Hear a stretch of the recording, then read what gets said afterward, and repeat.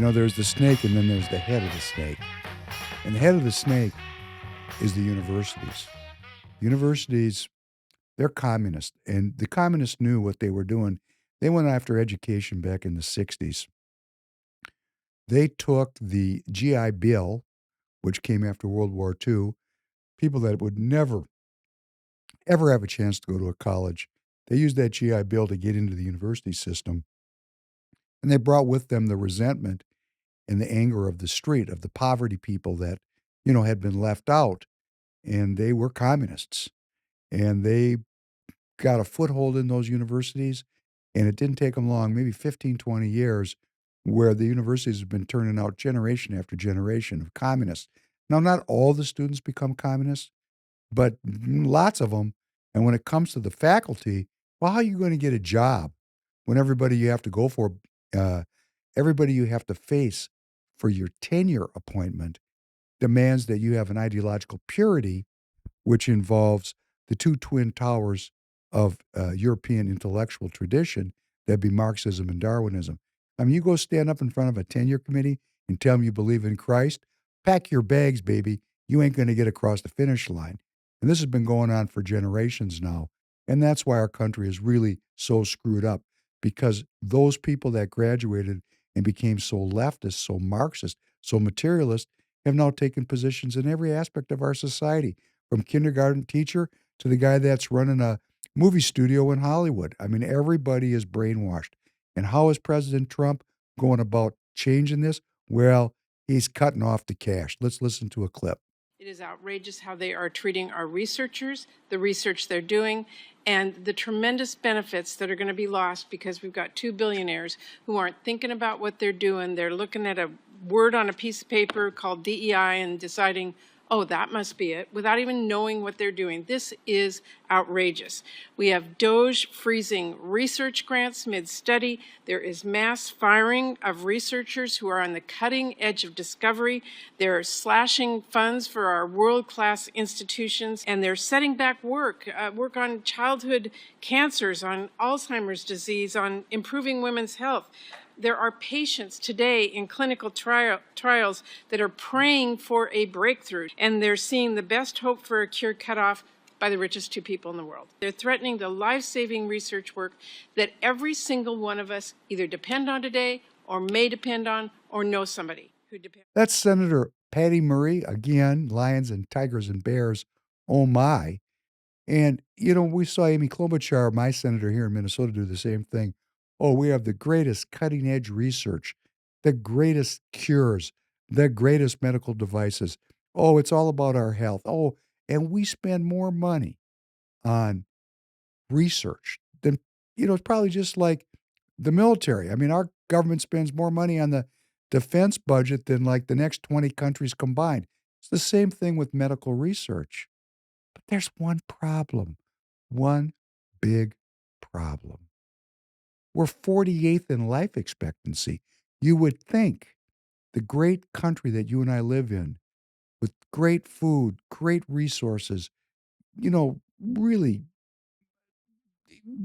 a lot of knowledge here, a lot of institutional knowledge, you'd think if we were spending all this money on research, that we'd have the longest life expectancy, or at least in the top two or three. Come on. And what it really turns out is, with all this research and all this cutting edge, this, that, thus, and so, we're 48th as a country in life expectancy. So spending all this money on research doesn't have anything to do with we the people living longer, healthier lives. It has to do with a giant grift called the scientific method, where a bunch of people are in these universities taking trillions of dollars. And this is how these universities stay in business, taking all this government money so that they can turn out generation after generation of Marxists. It's just so depressing. And, even your host, who's been aware of this stuff for really a long part of my life, and I've been working against it for a long part of my life, when it all is revealed that almost everything government is involved in is a scam, Medical research, a scam? How about charitable organizations? My gosh, we had a charitable organization, a food bank here in Minneapolis called Second Harvest, famous, delivering food to people that need it, can't afford it. Turns out that their executive was making like 700 grand a year. Hey, no problem with making 700 grand a year. I'm not a communist, but you want to make that kind of money? Open a business. Don't grift it off the taxpayer. Come on, you're in the public service business. And then our churches, 501c3 charitable churches. What are they doing? We got preachers making money hand over fist, but not delivering the gospel. What kind of scam is that? And then the Defense Department. They did an audit last year, $88 million spent to audit the inventory. One problem, $4 trillion of inventory was on the books. They could only find $2 trillion. $2 trillion disappeared. What's with that? And now we got SBA loans going to 9-month or 11-month-old kids. And we got all this Social Security fraud, Medicare, Medicaid, overbilling, too many procedures, too many professional visits. The insurance companies raking us. And then USAID giving out money all over the world. Hey, if it's government, it's a scam. And when are we going to wake up to this? We're paying for it. We're getting robbed. We're getting robbed, and they're robbing us not just to rob us, but to make me poor. Because if they can make me poor, they can take my freedom. That's what this is all about. Not only are they robbing us, but they're taking our freedom. And where does the money go that's getting robbed? It's going to the very people that are trying to make me a slave. This thing is such a well thought through deal. And it's so powerful, so intergenerational. I'm just going to play a card. Please. It's supernatural.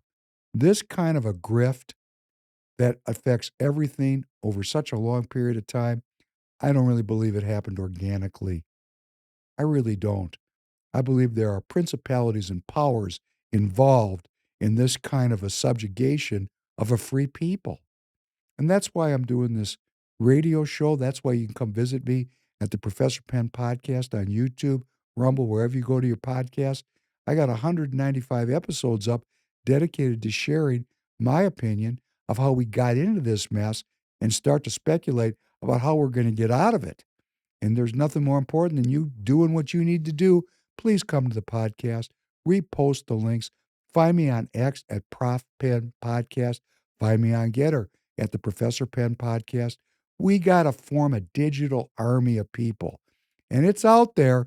It's just not focused yet.